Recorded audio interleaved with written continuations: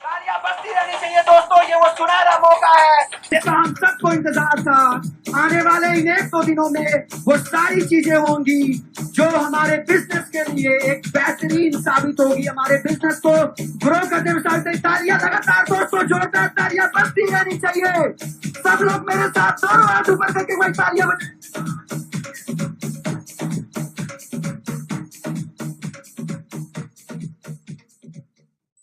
जिसके बारे में मैं अभी आप लोगों से बात करने वाला हूं। ये सेशन का नाम है लीडरशिप ट्रेनिंग। हम सब लोग यहां जितने भी लोग बैठे हैं वो किसी ना किसी अच्छे लेवल पर पहुंच चुके हैं और आप सबके पास एक साइजेबल टीम है, यानी आपके पास एक अच्छी क्वांटिटी में नेटवर्क है, क्वांटिटी में लोग हैं। मैं आपको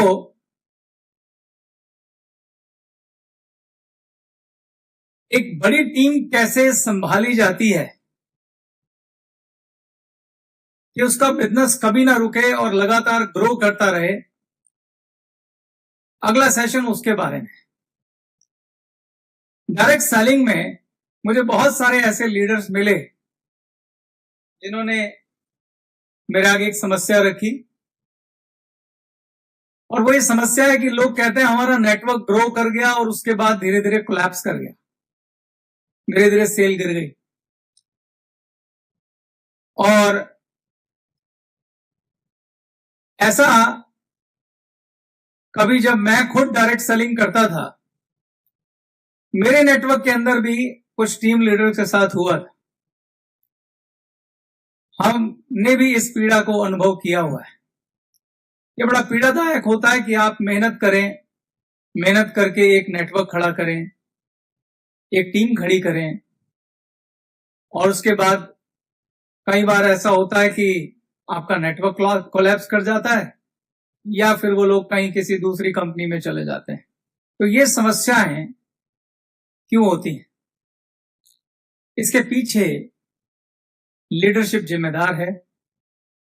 तो आप इस सेशन को बहुत ध्यान से अटेंड करिएगा, और हर थोड़ी देर बाद, लगभग हर 15-20 मिनट बाद इस सेशन के आप लोगों के साथ क्विज सेशन होगा। तो हम 15-20 मिनट में क्विज का सेशन करेंगे, और क्विज इस बार सरबजीत जी लेंगे जब, तो हर एक व्यक्ति को एक एक क्वेश्चन तैयार करना है।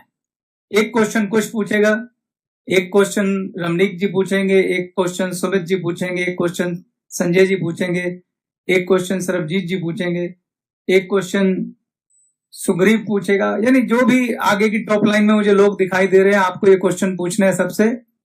और सबको डायरीज मेरे पास यहां पे 10-12 रख देना जब क्विज शुरू होगी। मैं उस डायरी पे आपको अपनी गुड विशेस के साथ साइन करके आपको एक डायरी दूंगा।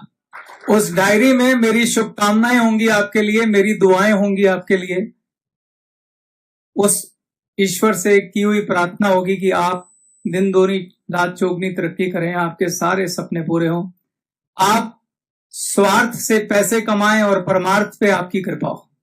मेरी आपके लिए दुआएं होंगी। कि जब हम ग्लेज में आए थे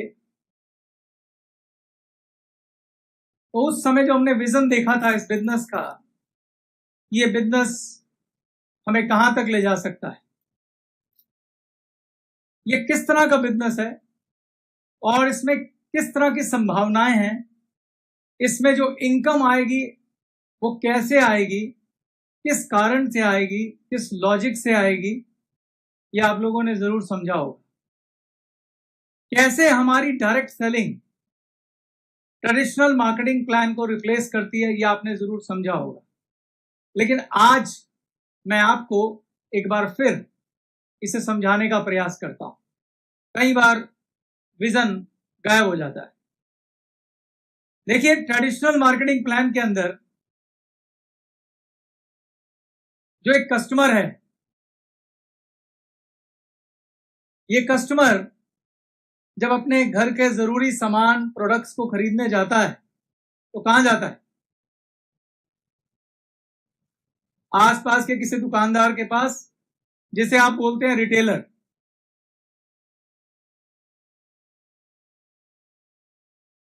ये रिटेलर जो उसके घर के आसपास की कोई दुकान है, उसने अपनी दुकान में जो माल भरा हुआ है, ये रिटेलर वो प्रोडक्ट कहां से लेके आता है? होलसेलर से।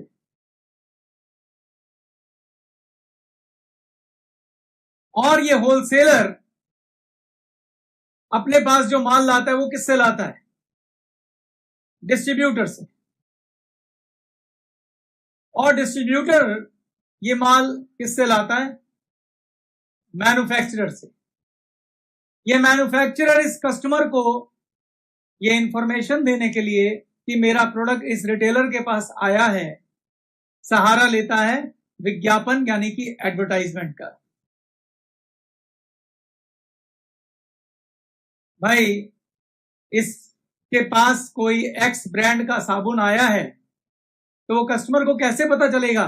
वो इस रिटेलर के पास जाके कैसे मांगेगा मुझे एक्स ब्रांड का साबुन दे दो? तो एक्स ब्रांड का साबुन तभी मांगेगा जब विज्ञापन किया जाएगा।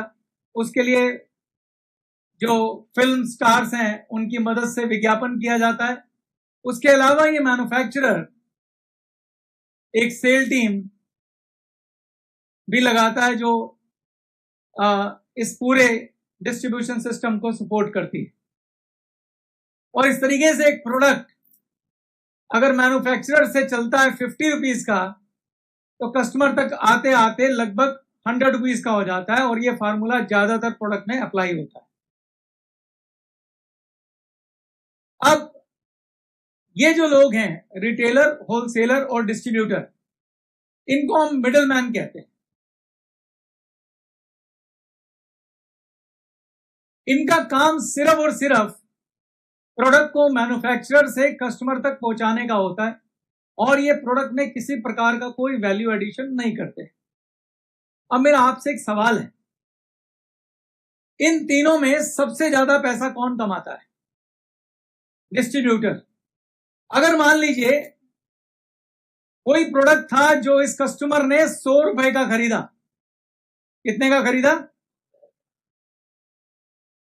ये जो रिटेलर है इस प्रोडक्ट के ऊपर रिटेलर, होलसेलर और डिस्ट्रीब्यूटर में सबसे ज्यादा मार्जिन किसके पास होगा? रिटेलर के पास। हो सकता है ये जो साबुन है ये इस रिटेलर को 80 रुपए का मिलाओ और इसने आगे 100 रुपए का बेचा, ठीक। उसके बाद उससे कम मार्जिन किसके पास होता है? होलसेलर के पास। रिटेलर के पास कितने रुपए का मार्जिन था? हो सकता है होलसेलर के पास सिर्फ और सिर्फ 5 रुपए का मार्जिन। कितने का मार्जिन हो?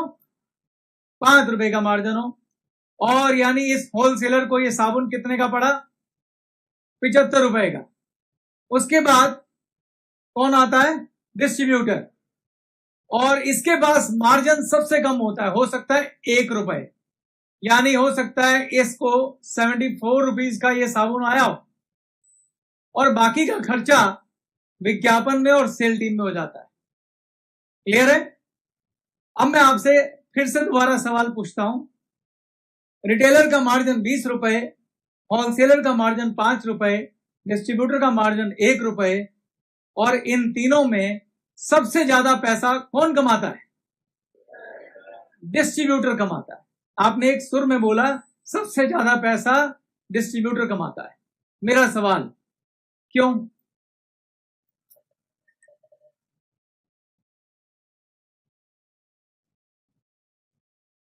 उसके पास ज्यादा होलसेलर वाले सामान ले रहे हैं, क्योंकि ये जो रिटेलर है हो सकता है इसको आसपास से, मोहल्ले से सिर्फ 100 कस्टमर आते हो।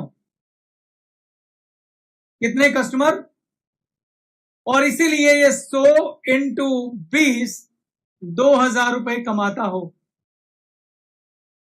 ठीक। लेकिन ये जो होलसेलर है, इस होलसेलर के पास कितने रिटेलर होंगे? हो सकता है इस होलसेलर पर ऐसे ऐसे 100 रिटेलर या 150 रिटेलर या 200 रिटेलर इससे माल लेते हो, क्योंकि रिटेलर की दुकान कहां खुली होती है? गली में, मोहल्ले में, इधर उधर। पर शहर में कोई एक आधा होलसेलर होता है या 2 होलसेलर होते हैं। मानते हैं आप ये बात? तो मान लीजिए 150 रिटेलर इस होलसेलर से क्या करते हैं, सामान लेते हैं, और हर रिटेलर के पास 100 कस्टमर हैं। तो इस होलसेलर के कितने कस्टमर हुए? 150 इंटू 100 कितने? 15,000 कस्टमर हुए। कितने कस्टमर हुए? और हर कस्टमर से इसको कितना मिल रहा है? 15,000 इंटू 5, यानी इसकी कमाई क्या हुई? 75,000 रुपए। मार्जिन इसका कम है, लेकिन कस्टमर ज्यादा है, इसलिए कमाई भी ज्यादा है। अब डिस्ट्रीब्यूटर जो होता है वो एक स्टेट का होता है। एक स्टेट में अगर स्टेट बड़ी है तो ज्यादा 5, 7, 10 डिस्ट्रीब्यूटर होंगे, नहीं तो जो डिस्ट्रीब्यूटर होता है जनरली एक स्टेट में एक ही होता है, डिपेंड करता है प्रोडक्ट पर यह क्लियर है कि इस डिस्ट्रीब्यूटर के पास ऐसे कई सौ होलसेलर होते हैं, 200, 300, क्योंकि हर शहर में 5, 4, 2, 3 होलसेलर होते हैं। ठीक है, तो मान लीजिए इस डिस्ट्रीब्यूटर के पास 100 होलसेलर हैं। कितने होलसेलर हैं? अगर 100 होलसेलर हैं और एक डिस्ट्रीब्यूटर के पास 1500 कस्टमर हैं, कितने कस्टमर हैं? तो टोटल इसके पास कितने हो गए?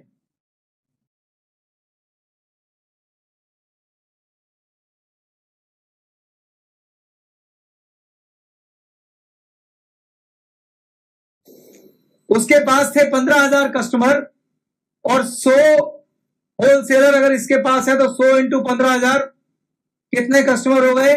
15 लाख कस्टमर। और 15 लाख कस्टमर से अगर 1 रुपया आएगा तो इसकी कमाई होगी 15 लाख रुपए। यानी कि इस पूरे सिस्टम में ट्रेडिशनल मार्केट में भी अगर हम बात करें तो एक डिस्ट्रीब्यूटर इसलिए पैसा कमाता है क्योंकि उसके पास कस्टमर की संख्या ज्यादा है। पर अगर आप स्ट्रक्चर को ध्यान से देखें, ये जो 15 लाख रुपए डिस्ट्रीब्यूटर कमा रहा है, इसके लिए कितने लोग नीचे काम कर रहे हैं? अगर मैं दुकानदारों के स्ट्रक्चर के हिसाब से करूं तो कुल कितने? 150 रिटेलर काम कर रहे हैं और 100 होलसेलर काम कर रहे हैं। तो इसका भी एक नेटवर्क है, किसका? होलसेलर का, और आगे हर होलसेलर के आगे 100 रिटेलर का। तो ये भी एक डिस्ट्रीब्यूशन का नेटवर्क है। लेकिन वो जो रिटेलर हैं और वो होलसेलर हैं, वो अपनी अपनी दुकानें बहुत मेहनत से, बहुत शिद्दत से, बहुत ईमानदारी से चला रहे हैं। इसलिए ये नेटवर्क कामयाब है और हर महीने यहां कमाई हो रही है। तो अब मैं आता हूं हमारे सिस्टम पे। जब आप लोगों ने ग्लेज को स्टार्ट किया तो उस समय हमारा मकसद था इस सिस्टम को रिप्लेस करके हमारा सिस्टम बनाना। ठीक, इस सिस्टम को रिप्लेस करके हमारा सिस्टम बनाना। लेकिन हमारा सिस्टम कैसे बनेगा? अब हमारा सिस्टम कैसा है? हमारा सिस्टम है, आप लोग 6 डायरेक्ट्स बनाते हैं।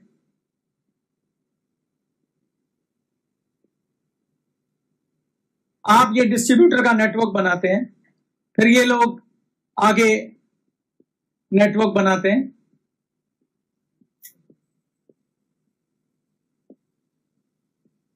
और ये नेटवर्क हमारा चलता हुआ शहर क्रॉस करता है, गांव क्रॉस करता है, स्टेट क्रॉस करता है, और धीरे धीरे पूरे भारत में फैलता है और जल्दी पूरे विश्व में भी फैलेगा।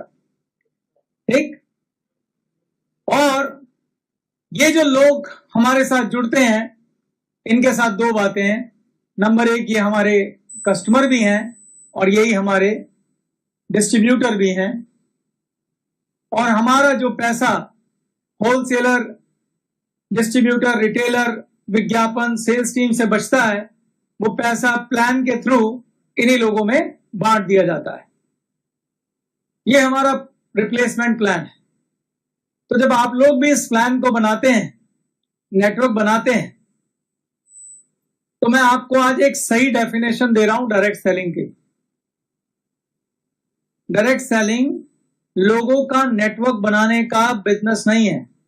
ग्रेट नेटवर्क, जो ग्रेट नेटवर्कर्स होते हैं, जो डायरेक्ट सेलिंग करते हैं, तो हिंदी में समझाऊं तो ऐसे कि डायरेक्ट सेलिंग लोगों का ट्री बनाने का बिजनेस नहीं है, लीडर्स का ट्री बनाने का बिजनेस है। यानी आपने ट्री तो बनाया, मगर आप अकेले लीडर हैं। जो लीडर होगा मैं उस पर स्टार लगा दूंगा। ये पहला लीडर है आप, जिसने ट्री शुरू किया। अगर आप थोड़ी थोड़ी देर बाद लीडर्स आइडेंटिफाई नहीं करते और आपके यहां लीडर्स टाइमली नहीं बनते,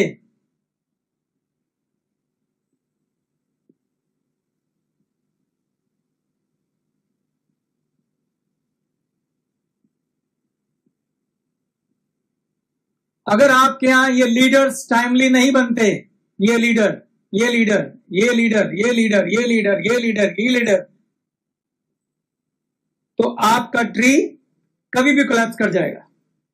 तो जिन लोगों के नेटवर्क में लीडर डेवलप करने का प्रोसेस नहीं है, कोई ऐसा तरीका नहीं है जहां लोगों को आइडेंटिफाई किया जाता है, जहां पे लोगों को लीडर्स नहीं बनाया जाता है, जहां लीडर डेवलपमेंट नहीं होती है, उनके ट्री की उम्र लंबी नहीं होती है। क्योंकि आप सोच के देखिए, अगर वो जो डिस्ट्रीब्यूटर था पिछले चार्ट में, उसके आगे होलसेलर ना होते, होलसेलर के आगे रिटेलर ना होते, जो अपने अपने कामों को अपनी बड़ी खूबियों से संभालते, तो क्या वो 15 लाख कस्टमर को डील कर सकता था? खाली उस सिस्टम में नहीं, किसी भी कंपनी के अंदर नहीं, किसी भी कॉर्पोरेट सिस्टम में नहीं, जब तक ये स्टार्स नहीं होते हैं तब तक बड़े नेटवर्क नहीं चल सकते। आपको ये क्रिएट करने ही पड़ते हैं। आज का सेशन इसी के बारे में है सारा। आपको क्या लगता है, अगर टाटा ग्रुप की कोई कंपनी है जिसमें 1000 एम्प्लॉई है, तो उसमें खाली एक आदमी होता है जो सबसे ऊपर बैठा होता है, या नीचे लेवल्स क्रिएट किए जाते हैं? किए जाते हैं कि नहीं किए जाते हैं? कौन से लेवल क्रिएट किए जाते हैं? सबसे पहले कौन होता है? सबसे पहले सीईओ होता है। हमारे भी सीईओ साहब बैठे हैं। उसके बाद डिपार्टमेंट हेड्स होते हैं, डिपार्टमेंट हेड के आगे मैनेजर्स होते हैं, फिर सुपरवाइजर होते हैं। ये सब कौन है? ये वही स्टार्स हैं जो मैंने यहां बनाए, जो 1000 लोगों की वर्क फोर्स को हैंडल करते हैं। तो सवाल ये है कि हमारे नेटवर्क में ये लीडर कैसे बनते हैं? किन लोगों के नेटवर्क्स में लीडर डुप्लीकेट होते हैं?